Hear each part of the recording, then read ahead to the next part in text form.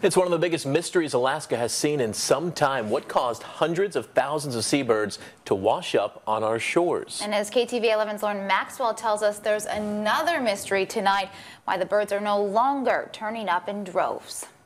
Just kind of checking him over, make sure I don't see any signs of bleeding. It's a quiet morning at the Bird Treatment and Learning Center. But he is eating on his own now. Where vet Karen Higgs is examining an injured owl. He's much quieter than he should be. But the scene here is in stark contrast. And that is red dot. To the chaos just 2 months ago when volunteers could barely keep up. I believe in one day we had 50 birds come through the door.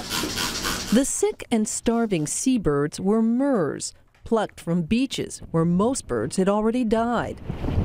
The clinic saw as many as 500 murres in November and December, but lately they haven't seen any. And all of a sudden that has completely changed. I don't know if people are still seeing them out there, but they're sure not getting grounded. They're sure not washing up on the shores by the hundreds.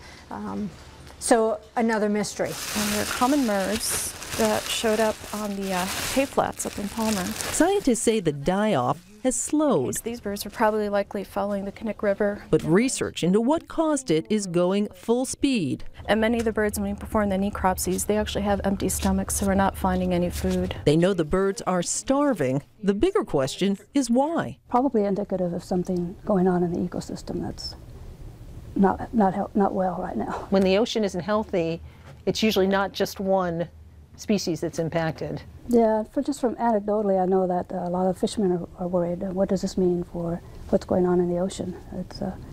It's a good question. A question scientists hope they can answer sooner rather than later. Lauren Maxwell, KTVA 11 News.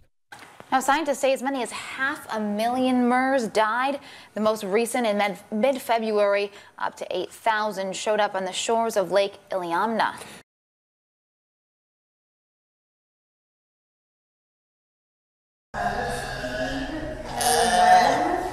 These hungry and sick sea lion pups are some of the casualties of warmer El Nino waters.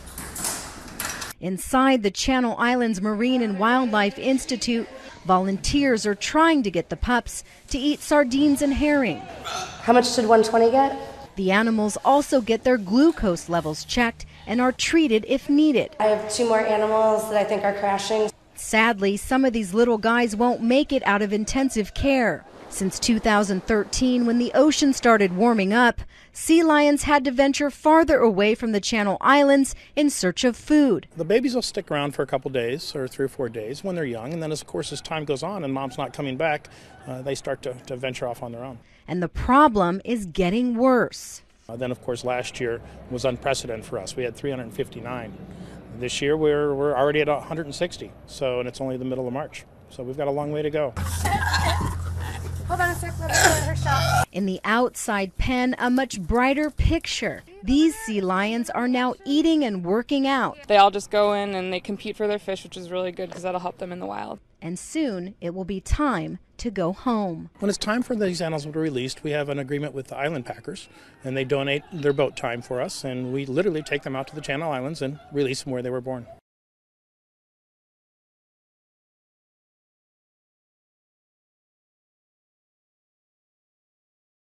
El Nino is taking its toll on harbor seals throughout California and right here on the Central Coast. Scientists say warmer temperatures are causing the animals to starve and even abandon their pups. KION's Maya Holmes has the story. Right now is the time of the year when harbor seals start having their babies. Oh gosh, at this point for some of the animals it's just too late. A volunteer group of naturalists are keeping a watchful eye on them at the Hopkins Marine Station in Pacific Grove.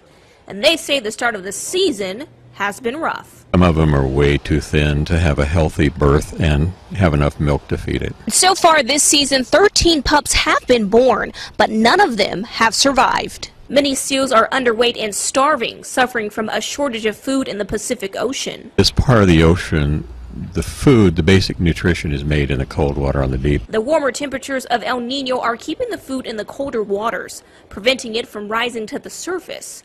Another problem, sardines and other fish eaten by the seals are migrating to colder waters to escape the El Nino heat. When they get extremely thin, they're open to all sorts of illnesses and infections. They're living animals that deserve a chance.